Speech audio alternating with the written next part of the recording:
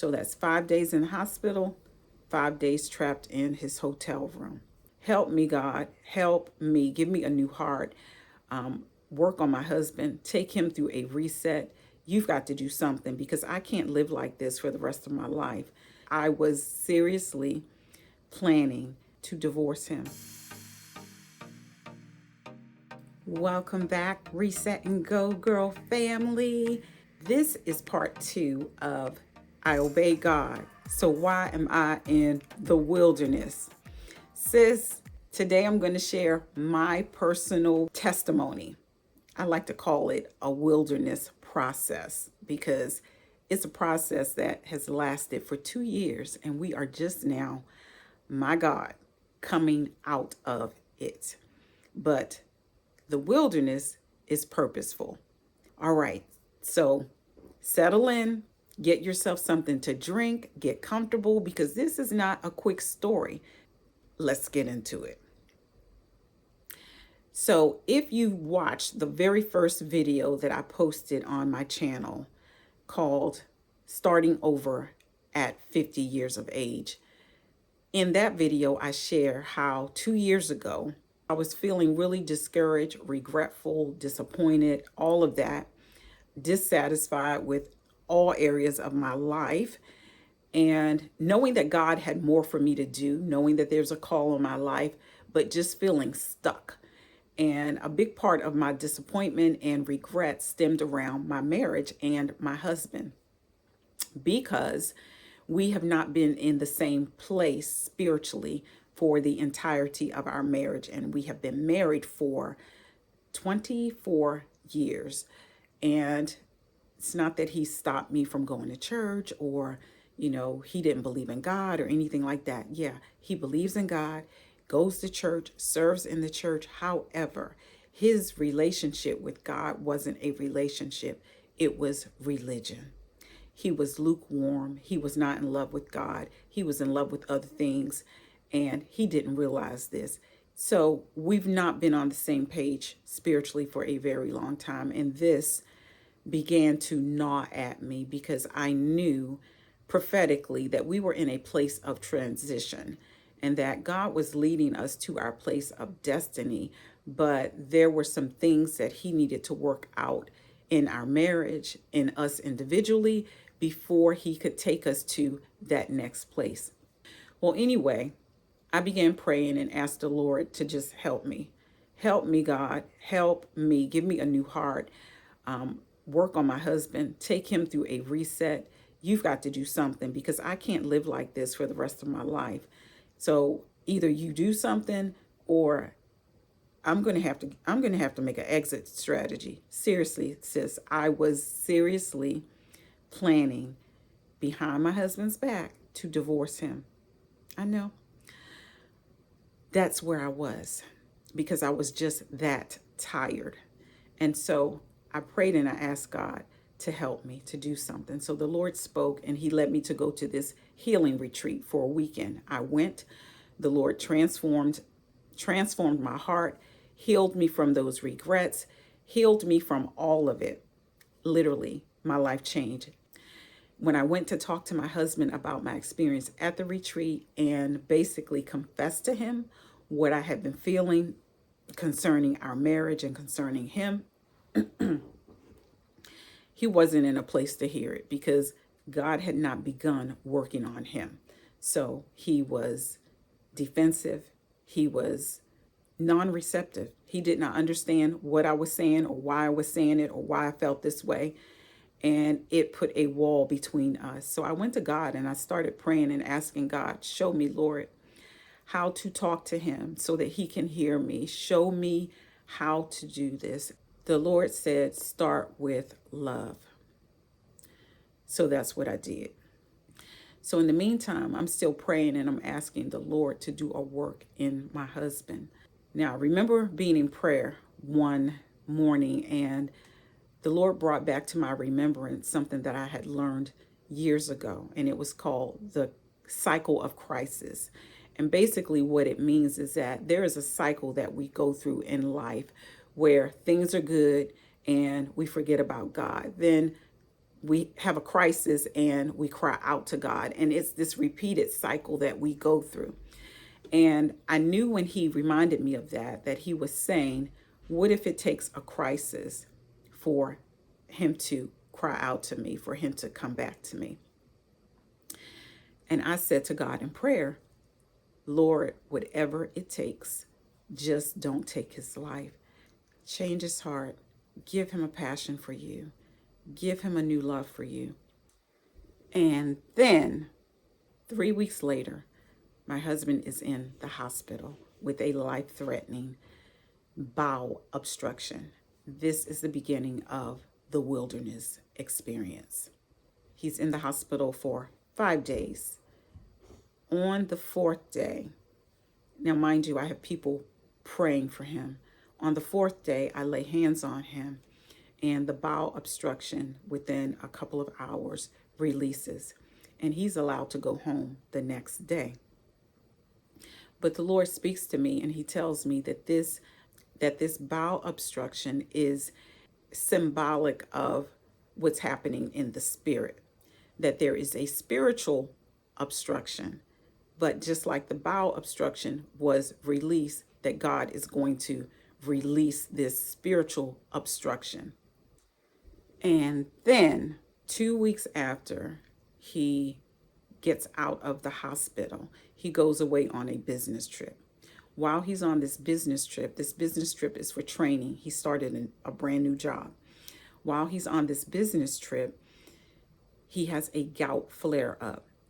And for 5 days of this business trip, the last 5 days that he's supposed to be in training, he's unable to go to training, and he is held up in his hotel room because he cannot even walk due to this gout flare up. It was extremely bad.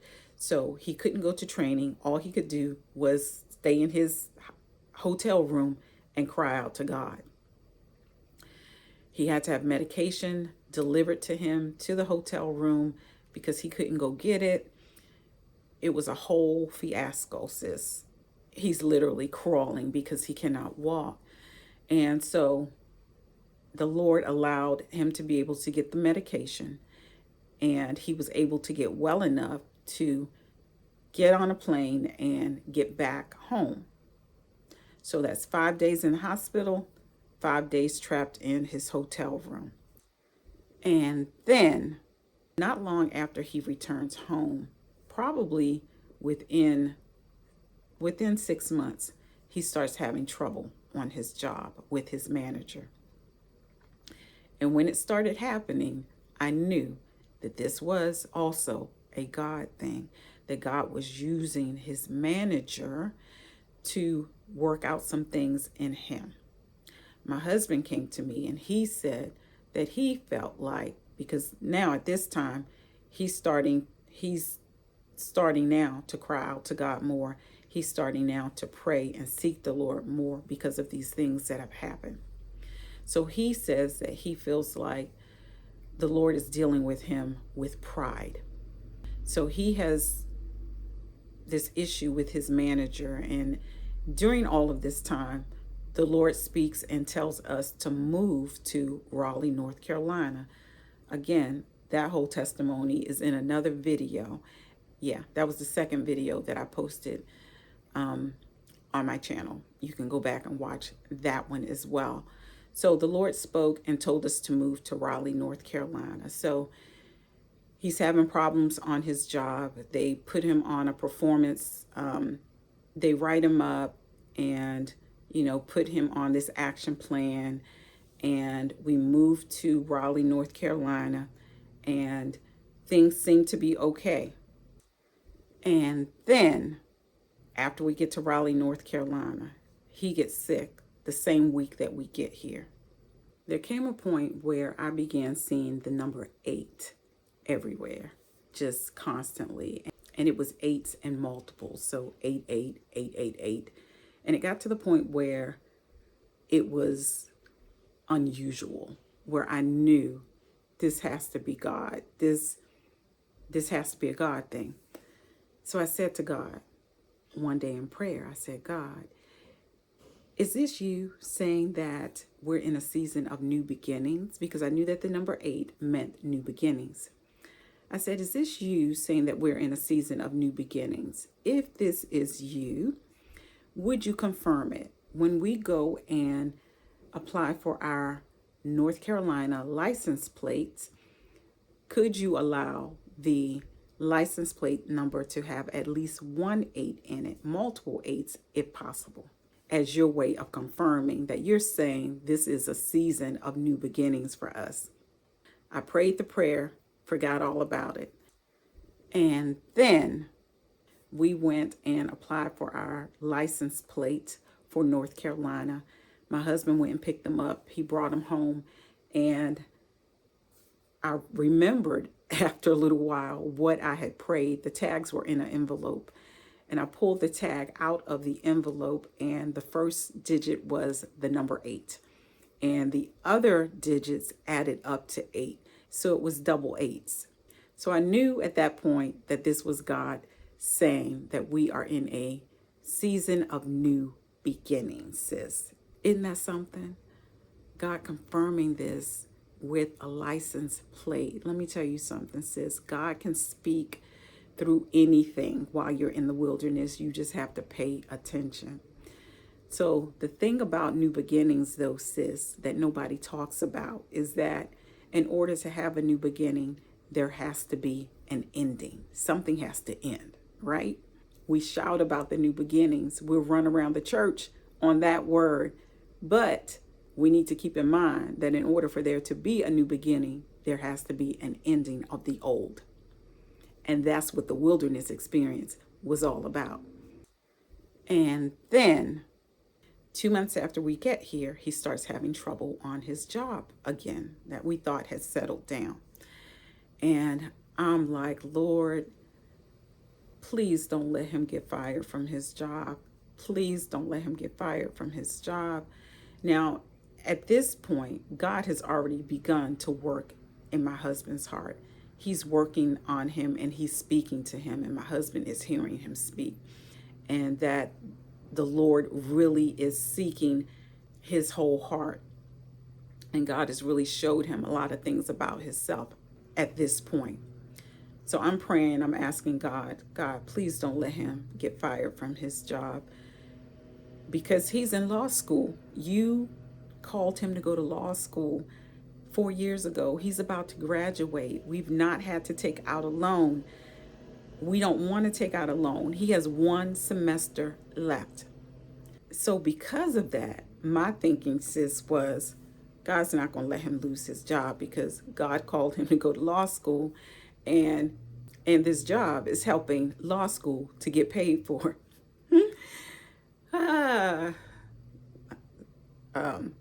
Sidebar. God oftentimes will do things that you don't expect him to do, things that you don't want him to do. So not long afterwards, a check arrives in the mail. And this check is from student loans. So we had found out that our student loans were going to be erased, and that they were going to pay back the money that we had paid over the years. So this check comes in the mail, and the check is for $8,000. And as soon as we got that check, the check was from the student loan payments. As soon as we got that check, sis, I knew in my spirit, he's going to lose his job. He is going to lose his job. This is God saying, take this money and pay for his last semester of school, because he's about to lose his job. I didn't want to believe it, though. And then a month later, they fired him. And I was completely shocked. Shocked, but not shocked. Completely shocked, but not shocked, if that's even possible. Because I knew that God was in it. I knew that God was in it. I knew it. And that Saturday after he was fired, we went on a fast and we started praying and seeking the Lord. And the Lord led me to a scripture in Jeremiah where Jeremiah was talking to the children of Israel. And the verse that he led me to said that I am driving out pride, says the Lord. So I knew that God was behind this, and that the same thing that he had spoken to my husband about his pride, that God was using this to work out pride in my husband. So, of course, he began praying and seeking the Lord about this. And what he heard from the Lord was to wait and watch. Wait and watch. Now, of course, as a man, the man of the house, wait and watch to him doesn't mean do nothing. So he's applying for every job that he can think of, doing anything that he can think of, anything, janitorial work, and he's being denied. Everything is being shut down. And it was to the point where it was obvious that it was God, because positions that he was overqualified for were turning him down. Now, mind you, this man has 25 years experience in his industry, and he's about to get his Juris Doctorate in a couple of months. He has a phenomenal resume, and everybody is shutting him down, closing the doors. He couldn't do nothing. He couldn't even drive Uber. God shut everything down, and it was scary. And then a week after he lost his job, sis, guess what happened? Our car was broken into. Sunroof completely smashed. They reprogrammed the key fob, tried to take the car, but they couldn't. To God be the glory. Ransacked the car. But the car ended up in the shop. And the car, we didn't have our car for about a month, but we were able to get a rental car. So we're driving around in this rental car. My husband doesn't have a job. We don't have health insurance. And we are just watching and waiting to see what God is going to do. In the meantime, he's applied for job after job after job after job, and nothing is coming through. And then he prays and he asks the Lord if he would give him dreams, because he knows that I'm a dreamer and God speaks to me in dreams. So he wants the Lord to show him things now in dreams so that he doesn't make the same mistakes that he's made in the past. Can I be honest with you? I didn't think God was going to do it. And then he has a dream. And in this dream, he dreams that he's in this building and he goes to this window. The first window, they hand him a package. And he's like, what is this? What does this mean? Then he goes to a second window and they hand him a bigger package. And he's like, what does this mean? And then he wakes up. So he tells me the dream. He's like, I don't think it means anything. I said, it means something. So later that day, I came back to him. I told him, I have the interpretation of your dream. You're going to get two job offers, that is. The first job offer will be a smaller amount of money, and then the second job offer will be a larger amount of money. All right.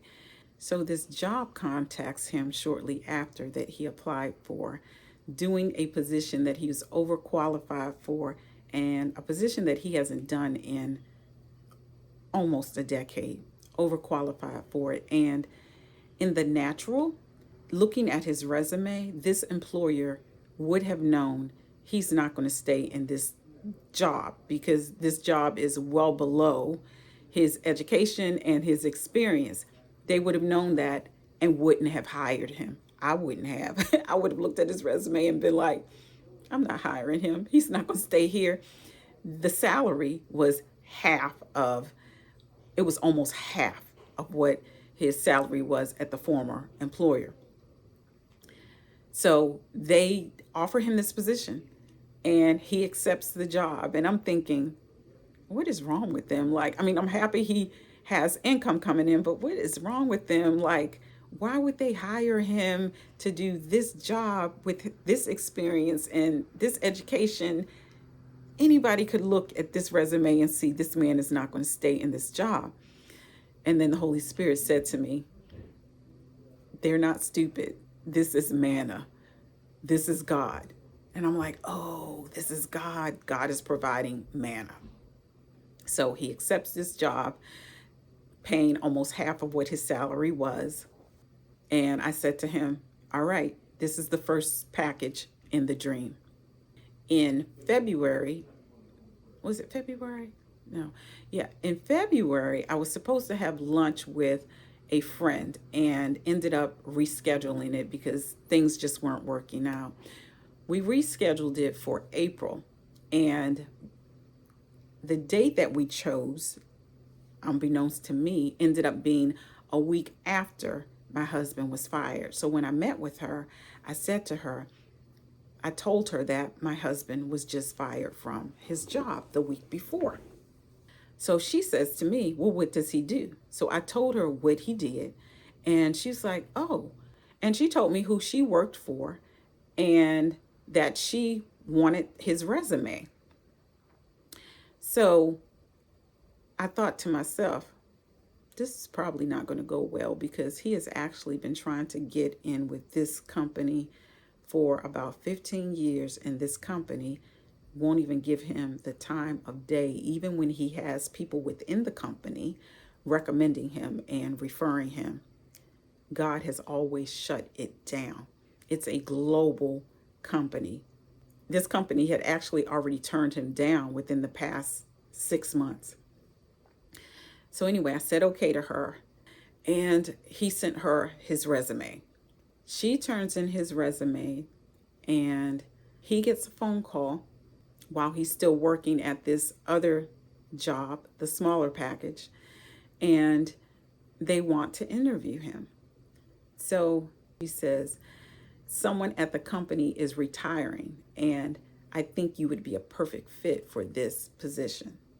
So he interviews for this position, and he goes through more interviews for this position than he's ever gone through in his life. He ended up going through like 6 interviews with this company, and God showed him favor in each interview. It was so apparent that God was in it, to the point that the woman was reaching out to him and telling him how to interview with the next person. I'm like, who does that? God.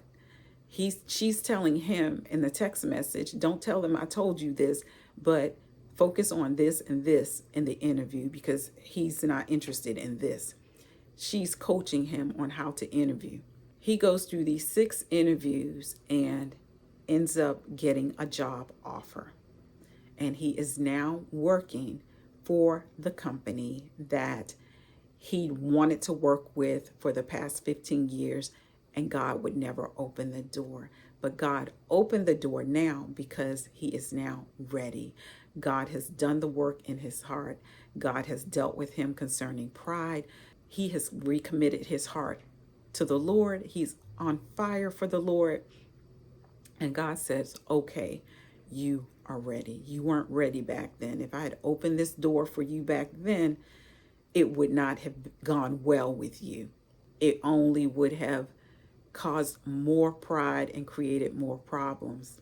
So he started this new job a few days ago. And when I tell you, sis, it is just so apparent that this is the door that God has opened for him. He has such favor at this company. His last manager told him that she didn't want the position of a manager, that they basically gave her that position. She didn't want it. She didn't want to be managing people, and she acted like it. This manager, when he went into the office for training, it's a remote position, but he had to go in the other day for training. When he went in for training, one of the guys at the office pulled him to the side and told him, listen, I just want to tell you, you have the best manager in the whole company. Sis, I'm just trying to tell you that God allows us to go through things for a reason. My husband had to go through all of that, and I went through it with him. Hospital stays, medical conditions, being sick, losing his job, all of this, doors being closed, so that God could do a work in him. And he went through it and he allowed God to do the work. He yielded to the process. He let God do it. And now God has opened a door, opened the door for his destiny. Was it scary? Yes. It was very scary to be in a new place. Of course, we have the support of our wonderful church family. Thank God. But to be in a new place, for the head of the household to not have any income, and for God to shut down every source of income possible, just shut down everything. I'm thankful that we had money saved that we could live on. I'm thankful that God sent money for tuition. I'm thankful that the Lord has now rewarded him and opened this door to the place that he's always wanted to be. God is good, sis. He is good. So if you feel like you're in the wilderness, hold on, sis. Hold on. Yield to the process. Don't fight it. Understand that God is doing a work in you.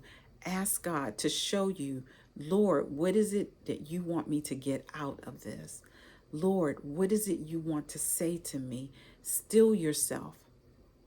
Resist the fear. Resist fear. Know that God is with you. And that is the thing that helped me to make it through it without being in a panic, was because I knew that God was with us and that God was in it. I hope that testimony encouraged you. I hope it encourages you to keep moving forward, sis. Keep going. The wilderness is a part of the journey to destiny. There's no way around it. And when you get through one wilderness experience, guess what? There's another one on the horizon, because that's just life. We go from faith to faith. If this testimony blessed you, do me a favor. Help me out by smashing the like button, subscribing to my channel if you haven't already subscribed, and share this video with another sister that you think would be blessed by it. I love you, sis, and I'll see you in the next video.